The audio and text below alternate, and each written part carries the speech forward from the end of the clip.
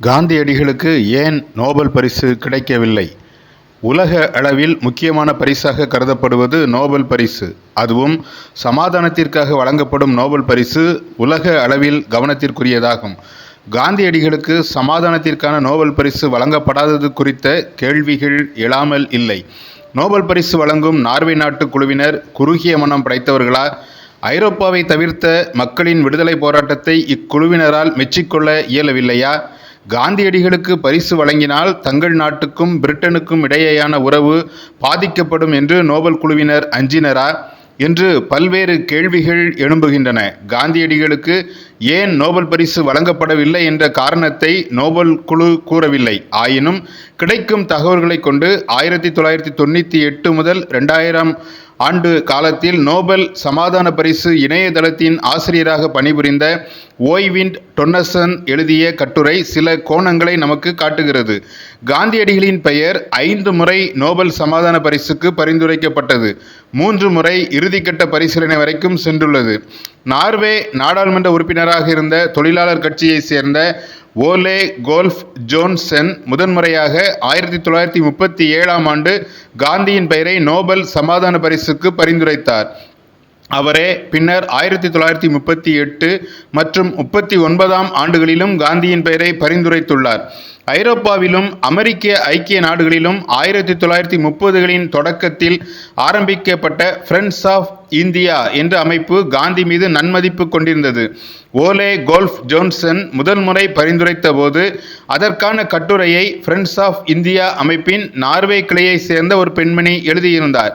1937 ஆண்டு நோபல் சமாதான பரிசுக்கு இறுதிக்கட்ட தெரிவுக்கு 13 பேர் தேர்ந்தெடுக்கப்பட்டனர். அதில் காந்தியின் பெயரும் இருந்தது.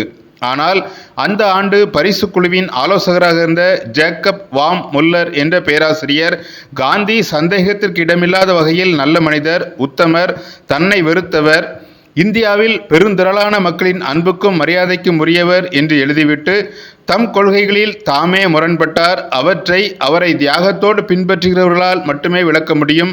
அவர் விடுதலை போராட்ட வீரர், சர்வாதிகாரி, லட்சியவாதி, தேசியவாதி. அவர் சில வேளைகளில் கிறிஸ்து போல காணப்படுவார், திடீரென சாதாரண அரசியல்வாதியாக மாறிவிடுவார் என்றும் எழுதி வைத்துவிட்டார். சர்வதேச சமாதான இயக்கங்களில் காந்தியை விமர்சிப்போர் இருந்தனர். காந்தியால் நடத்தப்பட்ட ஒத்துழையாமை இயக்கங்கள் சில முறை வன்முறையும் பயங்கரமும் நிறைந்தவையாக மாறிவிட்டன என்று சௌரி சௌரா போன்ற நிகழ்வுகளை அவர்கள் குறிப்பிட்டிருந்தனர்.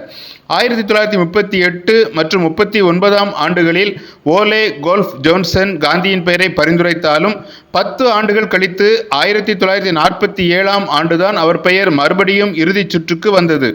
1947 ஆண்டு இந்தியாவில் இருந்த நார்வே அலுவலகம் மூலமாக பம்பாய் மாகாணத்தின் முதலமைச்சர் பி.ஜி. கர், ஐக்கிய பிராந்தியத்தின் ஆளுநர் கோவிந்த் பாலபந்தி, மத்திய மண்டல சட்டமன்றத்தின் தலைவர் மாவலங்கர் ஆகியோர் தந்தி செய்தியின் வாயிலாக காந்தியை சமாதான நோபல் பரிசுக்கு பரிந்துரைத்தனர். கோவிந்த் இந்திய தேசத்தை கட்டமைத்தவரும் நீதி நெறிக்கு வாழும் சிறந்த எடுத்துக்காட்டும் இன்றைய நிலையில் உலக சமாதானத்தின் மிகப்பெரிய சாதனையாளருமாக விளங்கும் மகாத்மா காந்தியை இந்த ஆண்டு நோபல் பரிசுக்கு பரிந்துரைக்கிறேன் என்று எழுதியிருந்தார்.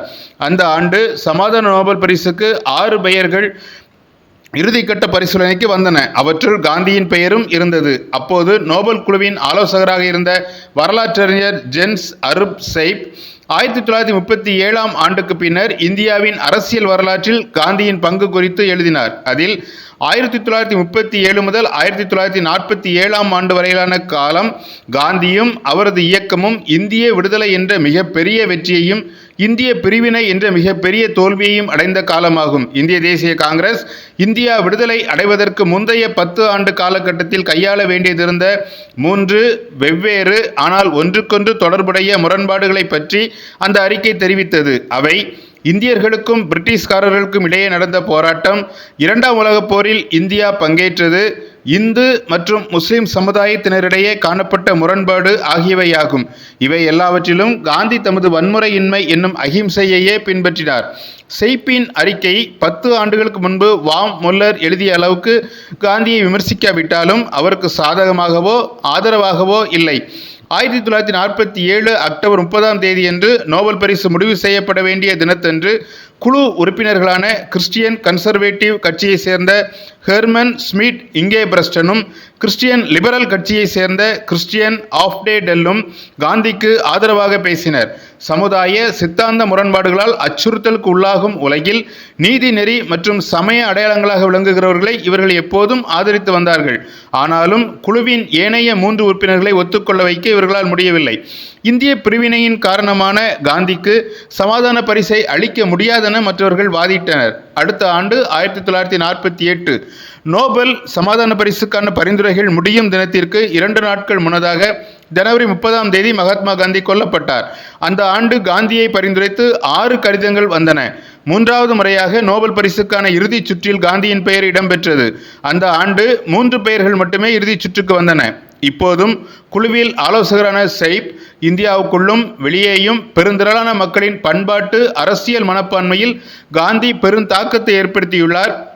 இவ்வகையில் அவரை சமயங்களை நிறுவியவர்களுடன் மட்டுமே ஒப்பிட்டு பார்க்க முடியும் என்று எழுதினார். ஆனால் இறப்புக்கு பின்னர் யாருக்கும் நோபல் பரிசு வழங்கப்படவில்லை. அப்போதைய சூழ்நிலையில் சில தருணங்களில் அவ்வாறு வழங்கப்படலாம் என்ற விதி இருந்தது. ஆனால் காந்தியடிகளுக்கு பரிசு வழங்கப்பட்டால் யாரிடம் தொகையை வழங்கலாம் என்று முடிவெடுக்க காந்திக்கென்று தனி அமைப்பு இல்லை, அவர் உயிலும் எழுதி வைக்கவில்லை என்று கூறப்பட்டது. ஆனாலும் நோபல் பரிசுக்கு தெரிந்தெடுக்கப்பட்ட பிறகு ஒருவர் மரித்தால் இறப்புக்கு பின் வழங்கலாம், காந்தி அதற்கு முன்பே இறந்துவிட்டதால் வழங்க முடியாது என்பது தங்கள் கருத்து என்று பரிசை வழங்கும் அமைப்புகள் கூறின.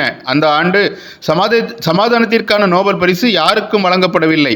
பெரும்பாலும் 1960ஆம் ஆண்டு வரைக்கும் நோபல் பரிசு ஐரோப்பியர்களுக்கும் அமெரிக்கர்களுக்கும் மட்டுமே வழங்கப்பட்டு வந்துள்ளது. முன்பு நோபல் பரிசு பெற்றவர்களிடமிருந்து காந்தி முற்றிலும் வேறுபட்டவராக இருந்தார். நோபல் குழுவில் பிற்காலத்தில் வந்த உறுப்பினர்கள் காந்திக்கு பரிசு வழங்காததற்கு பொது வெளியில் வருத்தம் தெரிவித்தனர். 1989ஆம் ஆண்டு தலாய் லாமாவுக்கு சமாதான பரிசு வழங்கப்பட்ட போது நோபல் குழு தலைவர், இது மகாத்மா காந்தி நினைவுக்கு செலுத்தப்படும் அஞ்சலியின் ஒரு பகுதியாகும் என்று தெரிவித்தார்.